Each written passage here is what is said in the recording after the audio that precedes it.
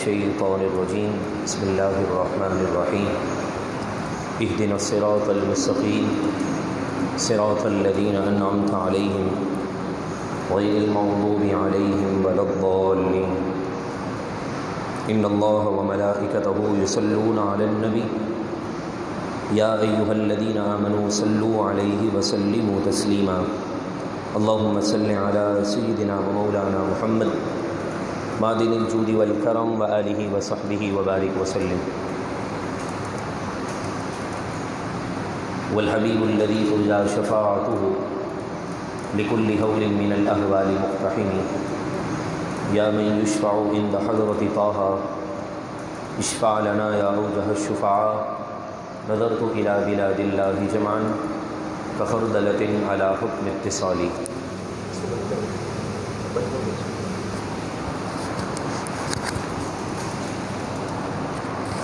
مولاي صلي وسلم دائما أبدا على حبيبك خير الخلق كلهم ومن تكن برسول الله نصرته إن تلقه الأسد في آجامها تجمي اللہ تبارک و تعالیٰ کا بے حد کرم ہے اور اسی کے فضل سے الحمدللہ جمعۃ المبارک کی ان پر نور ساعتوں میں ہم اللہ رب العالمین کے دربار کے مہمان بنے ہوئے ہیں۔ حدیث پاک کا مفہوم ہے کہ جمعے کے دن خطبہ جمعے سے پہلے، بیان جمعہ سے پہلے جتنے خوش نصیب افراد مسجد میں شامل ہو جاتے ہیں، اللہ تبارک و تعالیٰ کے فرامین اور اس کے حبیب صلی اللہ علیہ وسلم کے فرامین کو سننے کے لیے ان کے نام فرشتے جنتی کاغذ میں لکھ کر ابتدائی بیان سے پہلے رب کے دربار میں پہنچا دیتے ہیں، اور رب العالمین ایسے بندوں کو دیکھ کر خوش ہوتا ہے اور ان لوگوں کے لیے مغفرت کا پروانہ عطا فرما دیتا ہے۔ یقیناً ہم بڑے خوش نصیب ہیں، رب العالمین اس نعمت کو ہماری نسلوں میں بھی جاری فرما دے۔ حضور علیہ الصلاۃ والسلام کی پیاری سیرت کو ہم سماعت کر رہے ہیں کہ جس میں اعلان نبوت کے بعد میرے محبوب علیہ الصلاۃ والسلام کی زندگی کے اندر جو تبدیلیاں آئیں، آپ کے اپنے آپ کے بیگانے ہو گئے، آپ کے چاچاؤں نے، آپ کے خاندان والوں نے آپ سے منہ پھیر لیا صرف اس بنیاد پر کہ آپ اپنے آباء و اجداد کے باطل دین کو نہ چھوڑیں اور ایک خدا کی تبلیغ نہ کریں، لوگوں کو اخوت اور مساوات کا درس نہ دیں، لوگوں کو دین کی طرف نہ بلائیں، صرف اس بنیاد پر وہ آپ کو مال دینے کے لیے بھی تیار ہو گئے، بادشاہ تسلیم کرنے کے لیے بھی تیار ہو گئے، اور اتنا تک کہہ دیا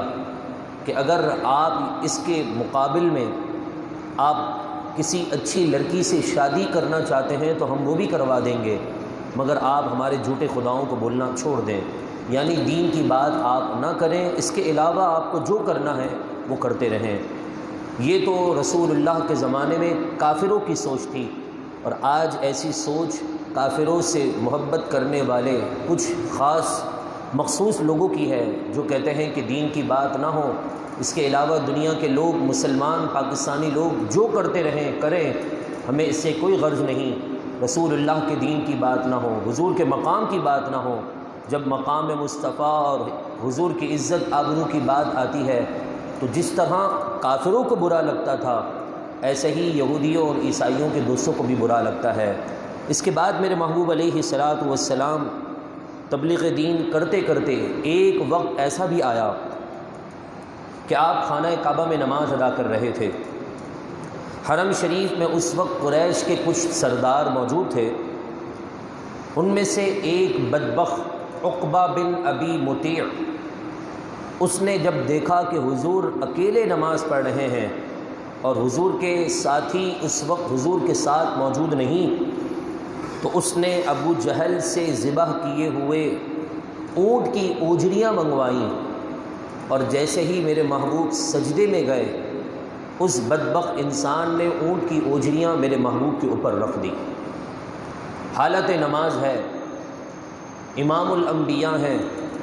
جن کے لیے اللہ نے ساری کائنات کو بنا دیا، وہ چاہتے تو پہاڑ کو حکم دیتے، یہ پہاڑ ان پر گر جاتا، یہ سب تباہ و برباد ہو جاتے، لیکن اس کے باوجود تبلیغ دین کے لیے، دین کی خدمت کرنے کے لیے میرے محبوب پر بھی ایسی پریشانیاں آئیں کہ اوجریاں ڈالی گئیں۔ یہ خبر کسی نے آپ کی صاحبزادی بی بی خاتون جنت فاطمہ الزہرا رضی اللہ تعالی عنہا کو کر دی۔ آپ فوراً اپنے ننھے پاؤں کے ساتھ حرم کی طرف دوڑیں اپنے گھر سے، اور حضور علیہ السلام سے ان اوجریوں کو اپنے ننھے ہاتھوں سے دور کیا، اور جب آپ نے نماز مکمل کر لی، یہ سارے لوگ وہاں دیکھ کر ہنستے رہے اور حضور کے اس فعل کو دیکھ کر ایک دوسرے کو تالیاں مارتے رہے۔ یہ ایسا سلسلہ چلتا رہا۔ ایک مرتبہ ایسا بھی ہوا کہ ایک مرتبہ پھر یہی موقع آ گیا کہ حضور علیہ السلام حرم کعبہ کے اندر اکیلے نماز پڑھ رہے تھے۔ قریش کے کچھ سرداروں نے دیکھ لیا تو ابو جہل نے قدم اٹھایا۔ پہلے عقبہ بن ابی مطیع نے یہ حرکت کی، اب ابو جہل حضور کے در پر ہوا اور پیچھے سے آ کر حضور کی طرف پتھر پھینکنے لگا، یہاں تک کہ اس نے ایک بہت بڑا پتھر اٹھایا کہ وہ اس کے ذریعے سے یہ ارادہ کرتا کہ کیوں نہ میں آج اس پتھر کے ذریعے سے نعوذ باللہ محمد الرسول اللہ کا سر کچل دوں تو پھر ان کا دین ہی ختم ہو جائے گا۔ جیسے ہی وہ حضور کی طرف بڑھا، کانپنے لگا، واپس پلٹ گیا اور پتھر کو وہیں اس نے پھینک دیا۔ بعد میں اس کے سرداروں نے کہا کہ اے ابو الحکم، یہ اس کی کنیت تھی کہ اے حکیم یعنی بہت سمجھدار انسان، تمہیں کیا ہوا، تم کیسے پلٹ آئے؟ تو اس نے کہا کہ جیسے ہی میں محمد کی طرف بڑھ رہا تھا تو میں نے اپنے اور محمد کے درمیان ایک بہت بڑے اونٹ کو حائل پایا، جس کے دانت بڑے بڑے تھے، جس کا قد بڑا تھا، جس کا منہ بھی بڑا کھلا ہوا تھا۔ جیسے ہی میں آگے بڑھتا تو کہیں وہ مجھے کچل نہ دیتا، اس لیے میں فوراً پلٹ پڑا۔ یہ سننے کے بعد میرے محبوب نے فرمایا کہ یہ جبریل تھے جو جانوری یعنی جو ایک بشر کی شکل میں آئے تھے، اگر یہ قریب آتا تو جبریل اس کے ٹکڑے ٹکڑے کر دیتے اور یہ اسی وقت ختم ہو جاتا۔ اس وقت حضرت بی بی فاطمہ الزہرا رضی اللہ تعالی عنہا نے ایک جملہ کہہ دیا، گرچہ آپ سیدوں کے والدہ ہیں اور اس امت کی تمام خواتین، جنت میں جتنی بھی خواتین جائیں گی ان کی آپ سردار ہیں، ان تمام معاملات کو دیکھنے کے بعد آپ نے ایک جملہ کہا کہ اے رب، اب تو قریش کے سرداروں کو پکڑ لے۔ حضرت عبداللہ ابن عباس فرماتے ہیں کہ یہ جب بات کہہ دی تو پھر بدر کے میدان میں جتنے بھی سردار وہاں موجود تھے ہنس رہے تھے، وہ مسلمانوں کی تلواروں کے نیچے آ کر گاجر مولی کی طرح کٹتے رہے،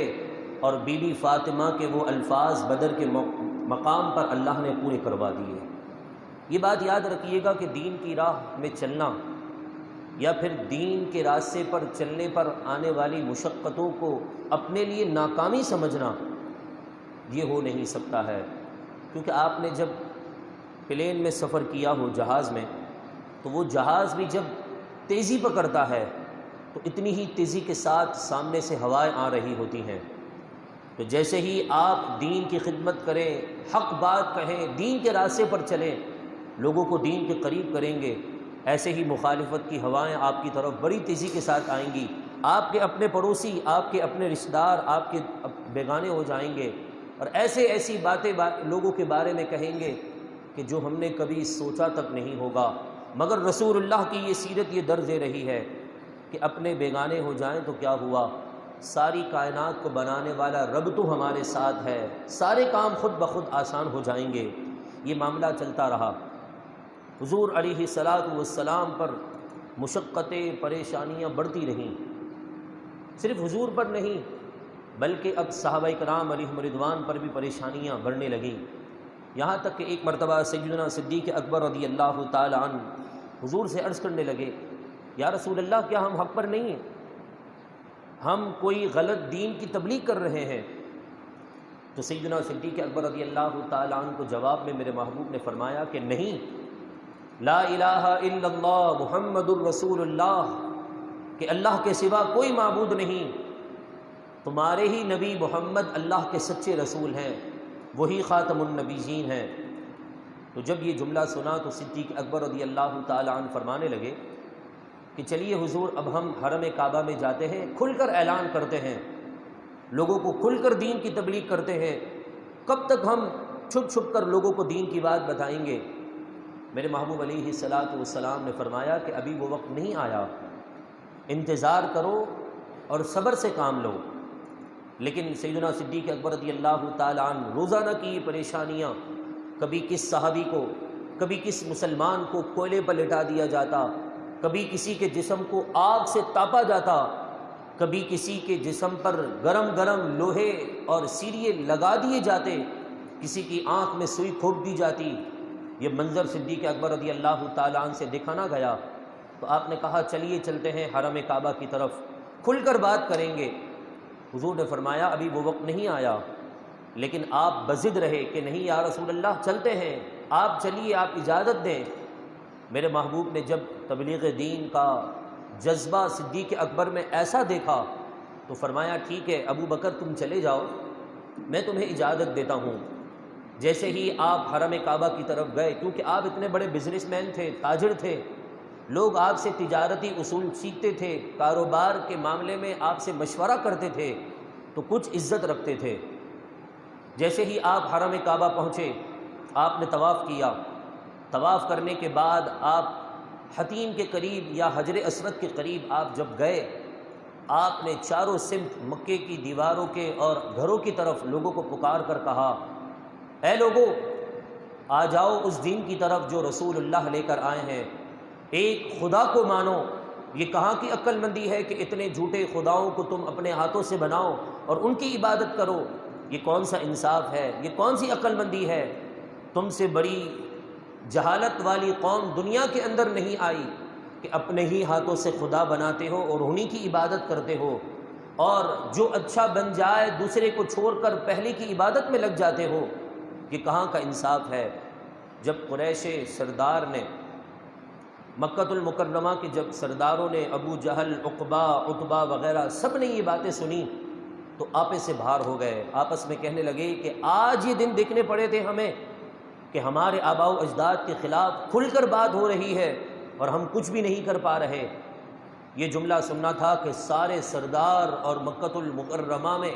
بچنے والے وہ لوگ جو حضور کے دین کے دشمن تھے، حضور کے دشمن تھے، صدیق اکبر کی طرف لپک پڑے۔ آپ کو اتنا زخمی کیا، اتنا مارا، کسی نے آپ کو گھوسے مارے، کسی نے پیر سے آپ کو کچلا، کسی نے اپنے پاؤں کی ہڈیوں کے درمیان آپ کو دبا دیا، آپ کی سانس اکھڑنے لگی۔ کسی نے کہا کہ یہ خاندان اونچا ہے، اس کا مقام بڑا ہے، اس کے خاندان سے لڑائی نہ لو، لہذا اسے چھوڑ دو۔ پھر بھی لوگ نہ مانے، مارتے رہے۔ روایت میں آتا ہے صدیق اکبر رضی اللہ تعالی عنہ کا خون مبارک جو ہے اس حتیم کے میدان میں گر گیا، اور جہاں پر طواف کیا جاتا ہے مطاف میں سیدنا صدیق اکبر کے خون کے قطرے موجود تھے۔ آپ کا ہونٹ کھل گیا، آپ کے جسم کا عضو مار کھانے کی وجہ سے بڑا شدید انداز میں پھول چکا تھا۔ اس قدر آپ کو دین کی خاطر مارا گیا کہ آپ کے پاؤں میں ورم آ گیا، آپ چل نہ سکتے تھے۔ آپ کی والدہ اور آپ کے کچھ اور رشتہ دار پلٹے وہاں پر کہ دیکھا کہ میرا لخت جگر پٹ رہا ہے، لوگوں کو ہٹایا۔ آپ کی والدہ اور کچھ اور آپ کے رشتہ داروں نے آپ کو اٹھا کر گھر پر لے گئے، اتنے میں آپ بے ہوش ہو چکے تھے۔ صرف اور صرف سیدنا صدیق اکبر رضی اللہ تعالی عنہ نے اگر آج حرم کعبہ میں کھڑے ہو کر مار کھائی ہے تو دین کی وجہ سے مار کھائی ہے۔ میں آپ کے ضمیر سے ایک سوال کرنے لگا ہوں، آج اگر ہم دین کے راستے پر چلیں، لوگوں کو دین کی طرف بلائیں، تو یہ وقت ہمارے اوپر نہیں آئے گا کہ لوگ گن لے کر یا تلوار لے کر ہمارے دشمن بن جائیں، یا ہم پر پتھر کی بارش کریں، یا پھر ہمیں مسجد کے اس بڑے صحن کے اندر اتنا ماریں کہ ہم بے ہوش ہو جائیں۔ کبھی ایسا وقت نہیں آئے گا، لیکن اس کے باوجود بھی ہم دین کی بات نہیں کرتے، دین کو سننا تسلیم نہیں کرتے۔ سیدنا صدیق اکبر رضی اللہ تعالی عنہ کے خاندان والے آپ کو گھر پر لے گئے، کافی گھنٹوں تک آپ بیمار رہے اور بے ہوش رہے، ہوش میں نہ آ سکے۔ آپ کو پتہ ہے جب ایسی کیفیت ہو نا تو ماں دیکھ نہیں سکتی، ماں کبھی گرم پانی کی وہ چھوٹی چھوٹی پیسز لے کر زخم پر لگتی، کبھی مرہم لگاتی، کبھی کوئی کریم لگاتی۔ اس کے بعد کافی دیر کے بعد جب زخموں میں راحت آئی تو آپ کو ہوش آیا۔ ہوش آنے کے بعد آپ نے دیکھا کہ آپ تو اپنے گھر کے بستر پر موجود ہیں، اطراف میں گویا آپ کسی کو ڈھونڈ رہے ہیں، اس طرح نگاہ گما رہے تھے۔ ماں نے پوچھا بیٹا یہ دودھ گرم ہے، پی لو، ہمت آئے گی۔ آپ نے کہا کہ نہیں، مجھے دودھ بھی نہیں پینا، مجھے اٹھنے دو، بس مجھے اتنا بتاؤ کہ میرے آقا کیسے ہیں، ان کو تو کسی نے تکلیف نہیں پہنچائی۔ ماں نے کہا کہ بیٹا لوگوں نے تجھے اتنا مارا ہے کہ تیرا خون اتنا بہہ گیا، اتنا کمزور ہو گیا ہے، پھر بھی انہی کی بات کرتا ہے جن کی وجہ سے تجھے مار پڑی ہے۔ تو آپ نے کہا کہ یہ ایک جان کیا ہے، اگر ہوں کروڑوں،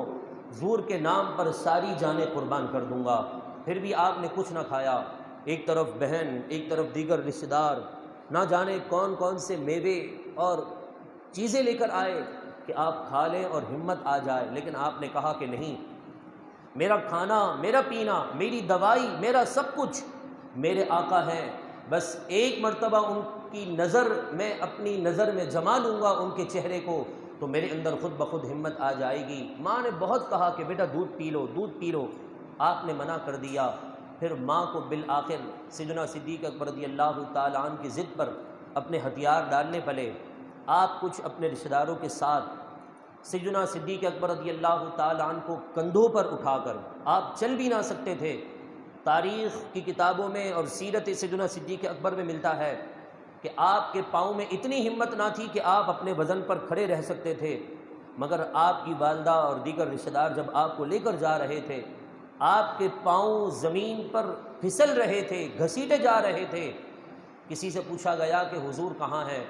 تو بتایا گیا کہ وہ دارالندوہ میں موجود ہیں۔ جب سیدنا صدیق اکبر رضی اللہ تعالیٰ عنہ کو ان کے گھر کے دروازے پر لے جایا گیا، دروازہ بجایا گیا، دروازہ کھلا، سامنے حضور کا چہرہ دیکھا، گویا سیدنا صدیق اکبر رضی اللہ تعالیٰ عنہ کے جسم میں کرنٹ آ گیا۔ اب فوراً کھڑے ہو گئے اور حضور کے قدموں میں گر کر کہنے لگے یا رسول اللہ، آپ کو تو کافروں نے تکلیف نہ دی نا، کیا ہوا اگر ابو قحافہ کے بیٹے کی جان بھی نکل جاتی مگر میرے محبوب کی طرف ایک اینچ بھی کوئی آگے نہ بڑھے۔ آپ فوراً کھڑے ہوئے اور حضور کے قدموں میں گر گئے، بوسہ دیا۔ جب لوگوں نے میرے محبوب کے چہرے کو دیکھا تو صدیق اکبر کی محبت اور تبلیغ دین کے اس جذبے کی وجہ سے میرے محبوب کے آنکھوں میں آنسو تھے، گلے لگا دیا۔ ذرا آپ سوچئے، ہم تو حضور کی ایک مبارک گلیاں، شہر مدینے کی گلیوں کی ایک جھلک دیکھنے کے لیے تیار ہیں، اس خاتم النبیین نے تبلیغ دین کے جذبے کی وجہ سے سیدنا صدیق اکبر رضی اللہ تعالیٰ عنہ کو گلے سے لگا لیا تھا۔ یہ میرے محبوب علیہ الصلاۃ والسلام کا عمل ہے۔ پھر روایت میں آتا ہے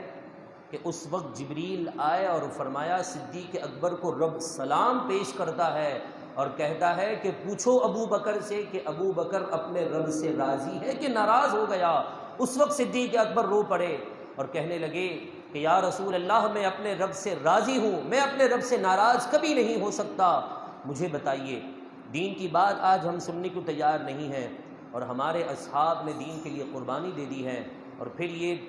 ناسور قسم کے لوگ صدیق اکبر رضی اللہ تعالیٰ عنہ پر بھگتے ہیں۔ میرے محبوب نے فرمایا میں نے سب کا احسان چکا دیا ہے، جنہوں نے میرے ساتھ اچھا تعاون کیا میں نے سب کا احسان چکا دیا، سوائے سیدنا صدیق اکبر رضی اللہ تعالیٰ عنہ کے، کہ ان کا بدلہ قیامت کے دن رب تعالیٰ اپنے کرم سے عطا فرما دے گا۔ وہ میرے محبوب کے اس غلام کی شان ہے۔ ایسے ہی حضرت بلال حبشی کے ساتھ ہوا، دیگر اور صحابیوں کے ساتھ ایسا معاملہ کیا گیا۔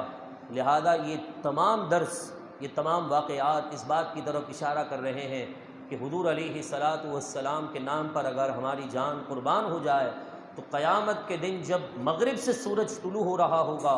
اس وقت تک ہمارا نام لوگوں کی زبانوں پر جاری رہے گا۔ لوگ صلاح الدین ایوبی کو کیوں جانتے ہیں؟ لوگ محمد بن قاسم کو کیوں جانتے ہیں؟ لوگ محمود غزنوی کو کیوں جانتے ہیں؟ اس لیے کہ انہوں نے دین پر پہرا دیا، دین کی بات کی، حضور کی عزت آبرو کی بات کی۔ لہذا ہمیں بھی چاہیے کہ ہم بھی حضور کے دین کے لیے اپنے آپ کو پیش کریں۔ اللہ تبارک و تعالی ہمیں اس عظیم کام کے لیے قبولیت عطا فرما دے، اور رب العالمین ہمیں قرآن سمجھنے کے لیے ہر منگل کو اپنے گھر والوں کے ساتھ عشاء کی نماز کے فوراً بعد درس قرآن کی نشست میں شرکت کی توفیق عطا فرمائیں۔ گفتگو کے دوران کوئی بات، کوئی جملہ جس سے توبہ لازم ہو، رب کائنات معاف فرمائے، میرا اور آپ کا حامی و ناصر ہو۔ وما علینا الا البلاغ۔